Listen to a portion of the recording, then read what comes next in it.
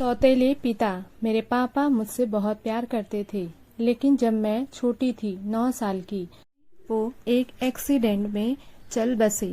मेरी माँ ने उसके बाद दूसरी शादी कर ली। सच बताऊं तो मैं नहीं चाहती थी कि मेरी मम्मी ऐसा करे, लेकिन उस समय अकेली औरत, छोटी बच्ची, इसलिए मेरी माँ ने शादी की। मुझे मेरे सौतेले पिता बिल्कुल भी पसंद नहीं थे। मैं उन्हें पापा भी नहीं कहती थी। मम्मी ने कई बार कहा कि यह तुम्हारे पिता हैं, यही सच है, लेकिन मैंने नहीं माना। मेरे पिता तो इस दुनिया में नहीं है, यह तो सिर्फ मेरी माँ के पति थे, वो भी दूसरे।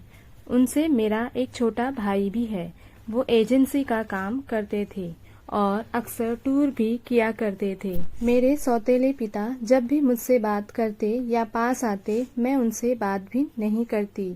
आखिर ऐसा चलता रहा और मम्मी ने यह सब देखते हुए मुझे मौसी के यहाँ भेज दिया था पढ़ने।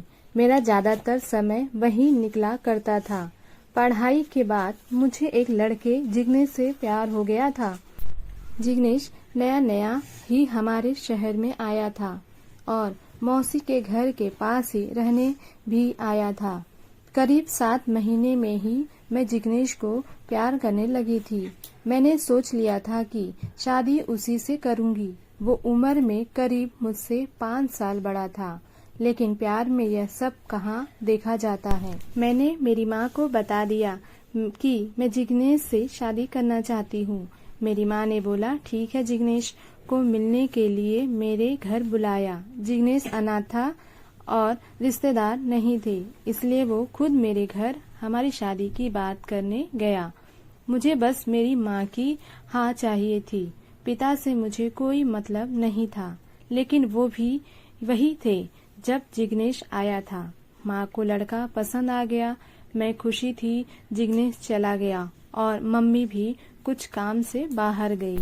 जब मैं घर में अकेली थी, तब मेरे सौतेले पिता मेरे पास आए। बोले, तुम उस लड़के से शादी नहीं करोगी। मैंने कहा, आपसे किसने पूछा? चले जाइए यहाँ से। मैं वहाँ से जाने लगी। तब उन्होंने मेरा हाथ पकड़ा और फिर कहा, तुम शादी नहीं कर सकती। इस बार उनकी आंखों में थोड़ा गुस्सा था। मैंने कहा, मेरा हाथ छोड़िए और मुझसे दूर रहिए।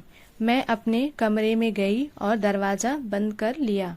जब माँ आई तब मैंने कहा कि तुम्हारा पति मेरे साथ बदतमीजी कर रहा था।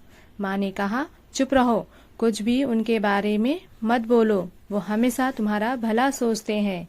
मेरी माँ की आंखों पर तो जैसे पट्टी बंधी थी। माँ ने फिर रात में मुझसे बोला कि यह लड़का जिग्नेश सही है, तू अच्छे से जान पहचान निकलवा ली है ना। मुझे समझ आ गया था कि उन्होंने इनके कान भर दिए। मैंने कहा कि खोट जिग्नेश में नहीं है, तुम्हारे पति में। वो मेरी शादी नहीं होने देना चाहते। पता नहीं उनके दिल में क्या है, लेकिन मैं जिग्नेश से ही शादी करूंगी। मेरा फैसला मेरी माँ अच्छे से जान चुकी थी, इसीलिए हमारी शादी तय हो गई। शादी की तैयारियां होने लगी। मैं खुश थी। इस दौरान मैंने उनकी आंखों में अजीब सी बेचैनी देखी।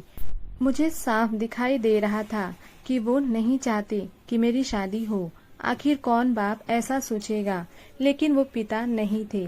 आखिरकार शादी का दिन आ गया। सुबह मैं अकेले में जिग्नेश से छत पर बात कर रही थी।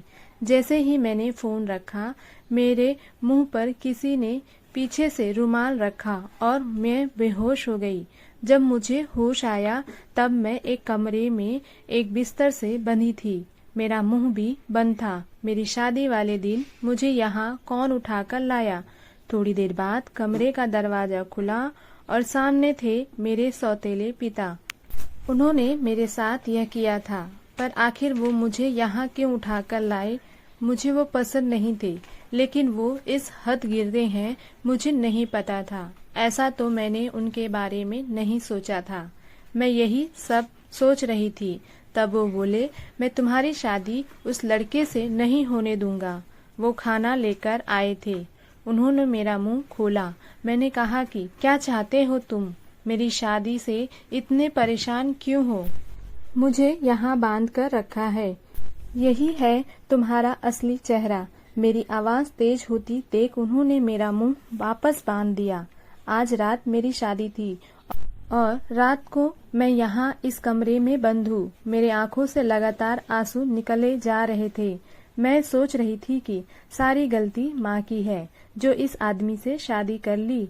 रात को फिर वो कमरे में आए। इस बार कमरे में आते ही कहा कि आज तुम्हारी शादी थी, लेकिन मैं नहीं चाहता था कि तुम उस लड़के से शादी करो। वो लड़का झूठा है, फ्रॉड है, तुम्हें धोखा दे रहा है। वो पहले से शादीशुदा है। तुम मेरी बात नहीं मान रही थी, इसलिए मैं तुम्हें यहाँ इस तरह लाना पड़ा। लेकिन तुम्हारे भले के लिए मैं कुछ भी करूँगा। मैं 3 साल पहले जब शहर के बाहर कुछ काम से गया था, तब मुझे यह लड़का होटल में एक लड़की के साथ दिखा था। मुझे इसीलिए याद है क्योंकि वो लड़की मेरे जानने वाले दोस्त को जानती थी। उस समय उसने उससे बात की थी, तब भी वो चुप था और मुंह छुपा रहा था। जब तुम उसे घर लाई तब मुझे लगा वह यही है, इसीलिए मैं तुम्हें मना कर रहा था। मैं जानता हूँ तुम मुझे अपना बाप नहीं मानती, लेकिन मैं तुम्हें हमेशा अपनी बेटी माना है और मैं वही करूँगा जिसमें तुम्हारी भलाई हो। फिर वो चाहे तुम मुझे कुछ भी समझो, कुछ भी बोलो, उस लड़के की सच्चाई तुम्हें सुबह पता चल जाएगी और तब तक मैं तुम्हें यहीं रखूंगा। और वहाँ से दरवाजा बंद करके चले गए। सुबह वो वापस आए, साथ में माँ भी थी। माँ ने पहले आते ही मेरे हाथ और मुंह खोला। मैंने मम्मी से कहा कि देखो इस आदमी ने क्या किया। अभी तक मुझे उनकी बातों पर रद्दी भर भी विश्वास नहीं था। लेकिन फिर दरवाजे से एक और औरत आई। उसके हाथ में एक छोटा बच्चा भी था। वो औरत बोली कि यह सही बोल रहे हैं, वो आदमी धोखेबाज है। उसने मुझे भी धोखा दिया। वो अनाथ नहीं है और उसके घर वाले भी हैं। मेरे सामने वो खड़ी वो औरत, उसका बच्चा, मेरी माँ, इन सब को देखकर मुझे भी अब यकीन होने लगा था। मैंने उसी समय जिग्नेश को फोन लगाया, लेकिन उसका फोन ऑफ आ रहा था। शायद उसे भी पता चल गया था कि उसकी सच्चाई सामने आ गई। उसके खिलाफ अब जो भी कार्रवाई होगी वो पुलिस करेगी। मेरे पिता उसके बाद भी मुझसे बात नहीं कर रहे थे। वो ऐसे ही रह रहे थे जैसे पहले, जैसे कुछ हुआ ही नहीं हो। 7 दिन बाद ही उनका बर्थडे था। मैंने पहली बार केक बनाया और उन्हें सरप्राइज दिया। उन्हें बोला हैप्पी बर्थडे पापा। मेरे ऐसे बोलते ही उनकी आंखों में आंसू आ गए। इतने सालों से दबा रखे थे शायद। बोले बेटा बस अब मुझे जिंदगी से कोई शिकायत नहीं, अब मुझे कुछ नहीं चाहिए। तुमने मुझे पापा कहा, बस इतना ही मैं सुनना चाहता था। तब मुझे समझ आया कि मैं कितनी कच्ची हूँ इंसान पहचानने में। घर में मेरे सामने मुझे इतना प्यार करने वाले पिता थे, उनका मैंने कभी सम्मान नहीं किया और बाहर उस जिग्नेश की झूठी बातों में आ गई। मेरे पिता ने न सिर्फ मेरी लाइफ बचाई, बल्कि मुझे यह भी बताया कि मैं कितनी गलत थी। दोस्तों, आपको ये कहानी कैसी लगी कमेंट बॉक्स में कमेंट करके जरूर बताएं।